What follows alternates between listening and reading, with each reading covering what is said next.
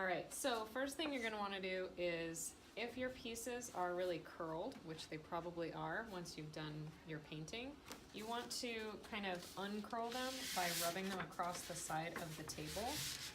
And you don't want to be too rough or you could tear your paper, so it's kind of just like gently rolling it across the side, and that will help flatten out your paper a little bit so that it will be more easy to work with.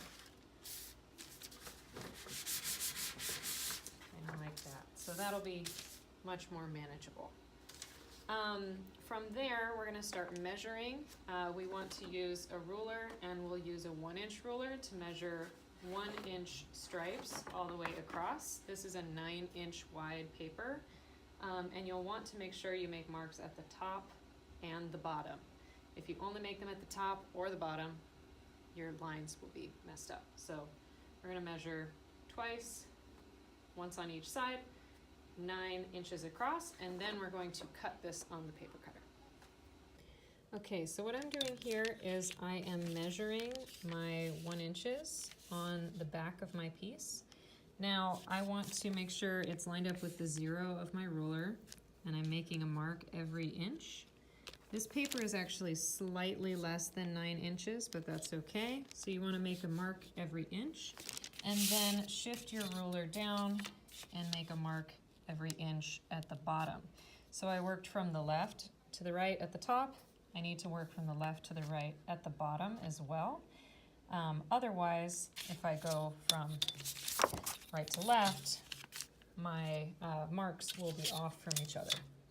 So once I've done that, I've gone through and connected my lines as closely as I can. I messed up a little on this one and I redid it. So you want to make sure they look nice and straight. Also, before you actually start chopping your pieces, make sure you take a photo of your designs just in case something goes wrong with your cutting process. That way you'll have a record of what your painting looked like. Remember, it's always the adage, measure twice, cut once, because you can't go back from cutting. My contrast here is sort of like pollinator versus pollinated plants, and I like the way the warm and cool contrast is working, especially with the backgrounds here.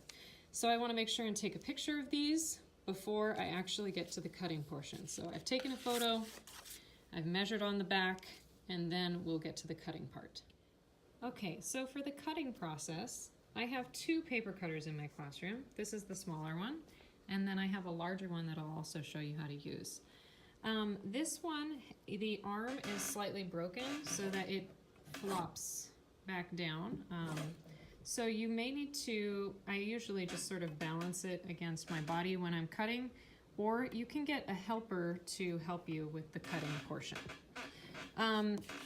This cutter, the cutting edge is right along here, the very edge of the paper cutter. You need to be very careful to not cut yourself with the paper cutter. It's quite sharp. So just, if you want to work with a helper, that will probably be good. So what you do when you're lining up your cut, you want to have the top and the bottom of your line to match up with the edge of the cutter perfectly before you cut. So that looks pretty good.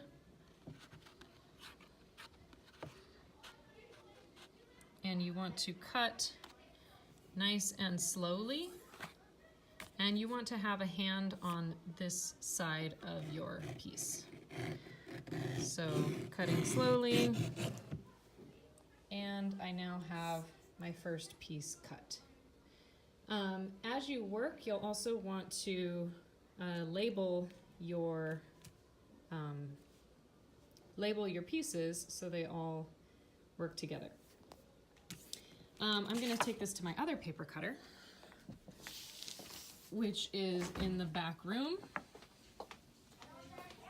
Now this paper cutter may look a little scary because it's so much larger, but the arm stays up, which is nice. So same thing, the edges of your lines should line up with the edges of the metal in the paper cutter here. So, just like last time, line it up really well, hold it down as you're cutting. I'm just holding it with my elbow right now. And bring the paper cutter arm down slowly to make your cut. And now I have another strip. So you can use both of these paper cutters. You want to be careful with both of them. This one is a little trickier to hold on to your piece when it gets smaller. When you get narrower down to your last couple of cuts, I would recommend using the smaller paper cutter. Cutting the last strip is the trickiest part. You want to make sure your fingers are holding on to this last chunk and that it is lined up perfectly before you make your cut.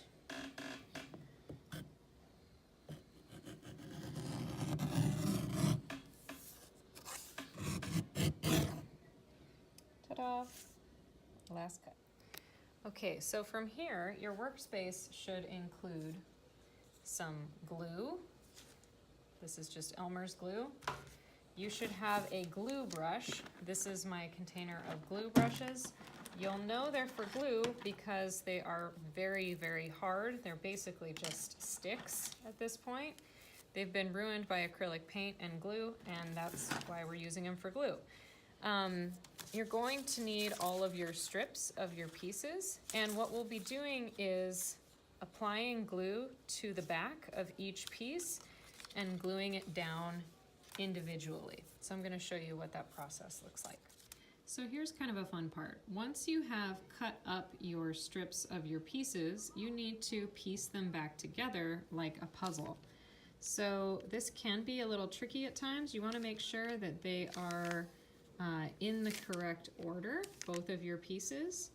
And what you'll do from there is you will separate the pieces into some gaps, and you are going to stagger the pieces one by one. So we want to alternate them, and that's what the piece will look like. So from here, I take one of these and alternate it with this one.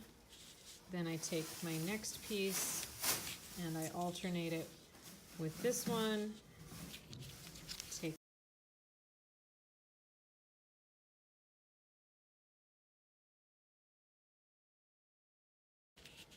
Here we are. And that looks pretty good. So this is approximately how they'll look. Obviously I will line them up better when I'm gluing them. I would recommend taking a picture of it at this stage so you can keep track of where you are in the gluing process after this part. This white piece of paper I have here is a 12 by 18 inch piece of drawing paper, and so it is the right size for you to glue all of these pieces onto. So for gluing the pieces, what I want to do is I'm going to go from left to right, and you'll want to have a piece of newspaper, and you will be flipping it over, taking your glue brush and applying glue relatively liberally to the back of your pieces one by one. And then once this is fully covered in glue, you are going to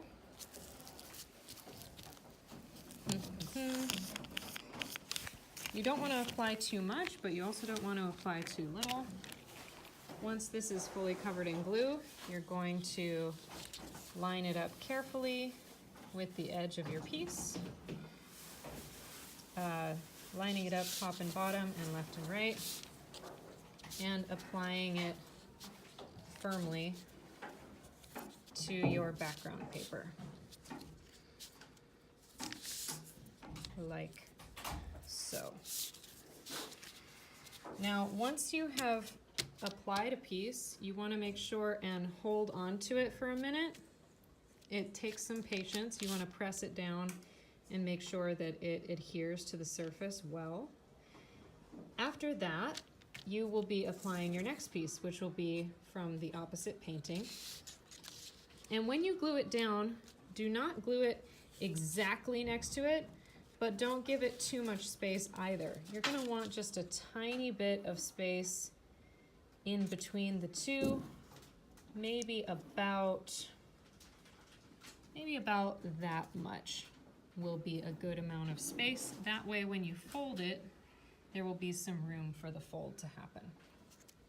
You can see as I've continued here, there's a little tiny bit of a white gap in between most of my pieces. It's okay if it's not perfectly the same everywhere. What I do want to point out is that I'm trying to keep my top edge really flush, and it does hang off the edge of the bottom of the white paper slightly. That is okay. But like I said, try and keep one edge the same, and make sure you are flattening it as you are going along, and make sure that your image is correct as you're going on, and that things are not getting mixed up.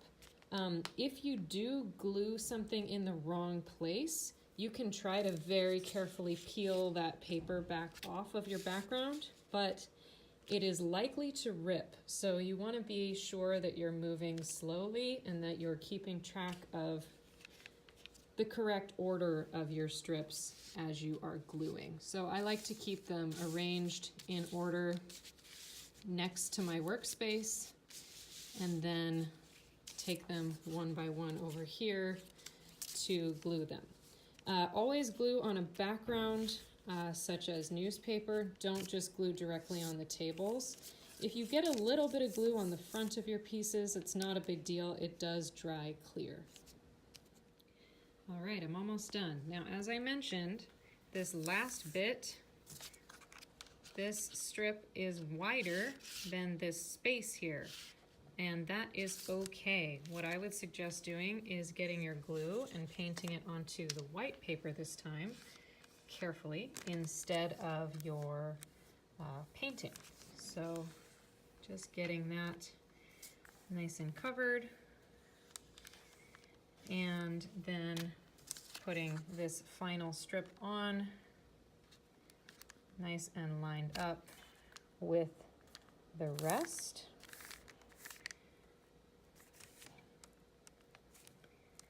And as always, making sure to kind of smoosh it down to let it adhere well. Usually I put both of my hands and kind of sit on it for a little bit with some pressure. Once this is totally dry, I would give it about a day to dry. Then the fun part is folding it back and forth like a fan, and that will recreate the illusion, like my example here, going from one side to the other side. You can see both images. From here, it's very distorted, hard to see, but when you go to the side, you can see one piece and the other piece. And then if we want to display them, we will attach these to a background paper. When you fold it, you want to fold them at about a 90-degree angle so that it's evenly folded here as well as here. So as you're folding, you don't want it to be super duper scrunched, and you don't want it to be super duper flat. You want to have a nice illusion, which is best achieved by about a 90-degree angle here and here. This is too flat. All right. For cleaning, even though I'm using a glue brush, it still needs to be washed, as well as the cups for glue, unless someone else can use up the glue that you've used. If you have a ton of extra glue, you can put it back in the container carefully. But if you just have a little bit left like this, you can just wash it down the sink. Just make sure and run some hot water down after it. All right, looking forward to how this turns out. Thanks, guys.